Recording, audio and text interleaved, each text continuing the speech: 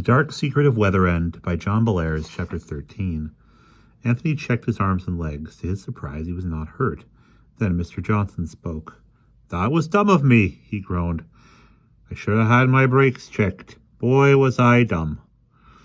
Miss Eels wrinkled up her nose and shook her head. "I think I've read this script before," she said sourly.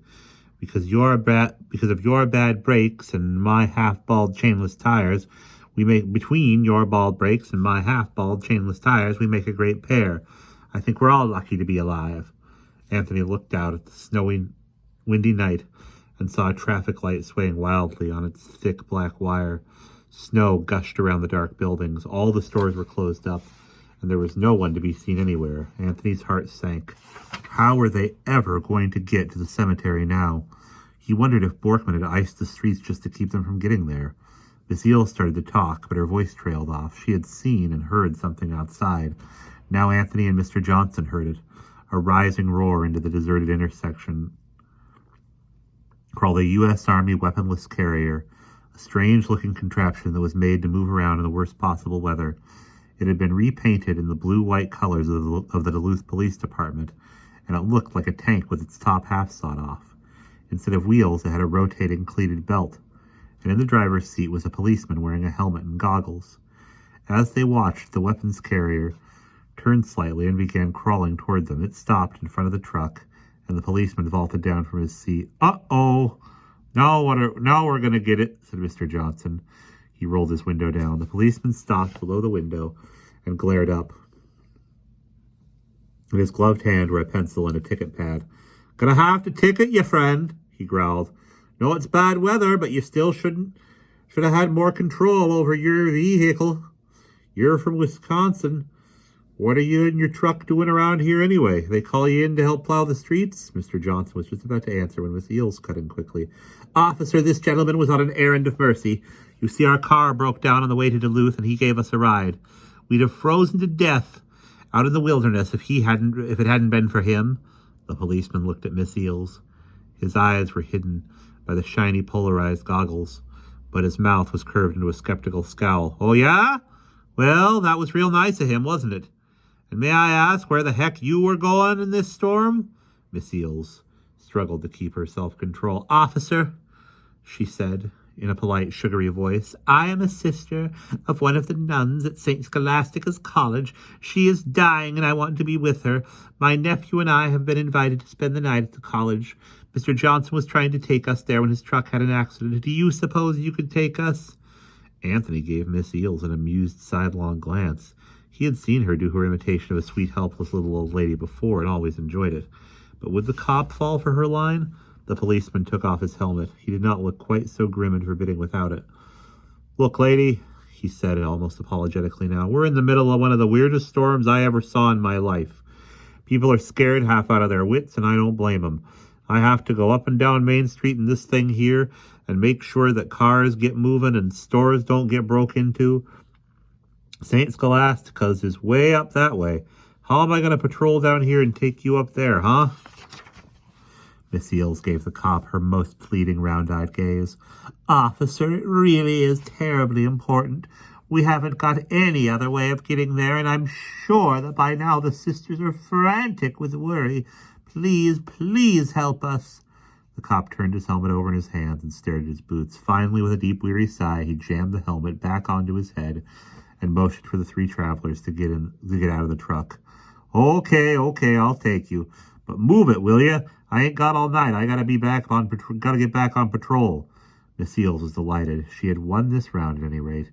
Anthony scrambled out of the truck, clinging tightly to his tool bag, and she slid out after him. They both rushed over to the weapons carrier and climbed in. Mr. Johnson came loping across the snow after them. "Guess this is where we say goodbye," he drawled. "I'm going to get a room at the Hotel Duluth for the night. No sense trying to get back to my sister's place in all this snow. Tomorrow morning, I'm going to see about getting this crate of mine off that sidewalk." "You're going to see about it earlier than that," said the cop irritably. "When you get to the hotel, call up a towing service, and then meet me back here in, I'd say about 20 minutes to a half an hour. We'll get the old heap moving some way." "Goodbye, Mr. Johnson," said Miss Eels called out, and she waved and smiled gratefully. Thank you so much for everything. Yeah, goodbye, said Anthony, and he waved too. You were a real friend to us, Mr. Johnson. Thanks a lot. Mr. Johnson grinned in his dopey way and ambled off into the darkness. The cop clambered up into the cockpit of the weapons carrier and started the engine. With a clattering of gears and the heavy tank-like vehicle began to move up the steep, icy streets. No one was outside, though. The street lights burned brightly, and many windows glowed yellow in the dark. The wind whipped around the weapons carrier, and it stung Anthony's face, but the snow had let up. Anthony wondered if Borkman's magic had run out of steam, or was it possible that he and Miss Eels were wrong? Was this just a natural storm that had nothing to do with Anders Borkman and the 4 weird statues? The weapons carrier crawled up more ice-covered streets toward the highest hill above the town, where St. Scholastica's College is located. Looming out of the darkness, Anthony saw big stone buildings with iron crosses perched on the stone-covered roofs. The tall tower of a church rose into the dark sky. The vehicle rattled up a long, curving drive and stopped in front of a small pillared porch. Inside the vaulted roof, a wrought iron lantern with yellow glass panes hung, casting a pool of light over the snowy sidewalk. Anthony's heart beat faster. If somebody came out to see who was at the door, the cop would discover that Miss Eels had been lying to him. He glanced quickly at his friend and saw that her face was perfectly calm and composed. What a great poker player Miss Eels would have been. Well, here you are, the cop said grumpily. Don't say I never did anything for you. Anthony swung himself over the side of the weapons carrier. Nimbly, he picked his way down the iron rungs and jumped off onto the ground with Miss Eels following more slowly. Leaning down, the cop handed the tool bag to Anthony. What you got in there, anyway? The cop asked with a grin. Scrap iron, old horse collars? Miss Eels was flustered, but she managed to make a reply. It's a couple of holy statues and a sick call kit that used to belong to my late brother, who was a priest. We wanted to use them when Father Flaherty administers the last rites to my sister. We had some trouble packing them on top of our clothes. They do make a noise, don't they? The cop stared at Miss Eels for a second, then he laughed, waved goodbye, and the weapons carrier roared off. Miss Eels heaved a deep, heartfelt sigh of relief. My Lord, she exclaimed, shaking her head. I never thought he'd go away. Anthony gazed at her admiringly. You did great, he said, beaming. Miss Eels smiled. Let's move out of the light and get our bearings, she said. We need to find out where that stupid ceremony is, and I'd rather not be here when some nun comes barging out the front door to ask us what we want. They stopped at a corner of the building where some light was pouring out of a window above their heads. Here they were sheltered from the wind by a small grove of cypress trees that grew next to the building. Anthony took out his penlight, and Miss Eels unbuttoned a pocket of her parka and dug out a wrinkled map of the buildings and grounds of St. Scholastica's College, which she had stolen from the Hoosac Library. The cemetery is off that way, she whispered, pointing into the blackness. It's right at the northern edge of the college grounds. There's a hill to go down and another to climb to get to the cemetery. Come on, I want to get into that mausoleum and find whatever it is that we're supposed to find. Miss Eels and Anthony picked their way down the dark drive. The snow was ankle-deep and hard to walk in, but they plodded doggedly on. Down this way, Miss Eels hissed as she grabbed Anthony's arm. Be careful, I don't know how steep this hill is, but it'll be slippery. Miss Eels unzipped the top of the tool bag and, after fumbling a bit, pulled out the flashlight. All around them now was pitch blackness. She played the beam of it on the ground, and they saw that they were standing on the edge of a hill that dropped off sharply. Anthony stood staring down, and he swallowed hard. He would have to dig his heels in and throw his weight backwards, but he figured he could make it. But how was Miss Eels going to manage? Shuffling cautiously to the edge, Anthony took one step, and then he was gone. With a loud yell, he disappeared into the darkness. Terrified, Miss Eels rushed to the edge and pointed her flashlight beam down. Then she laughed with relief. Anthony was sitting with his legs splayed out in front of him, his red leather cap had slipped down over one eye, and he seemed a bit dazed, but otherwise okay. Are you all in one piece, Tony? Miss Eels called.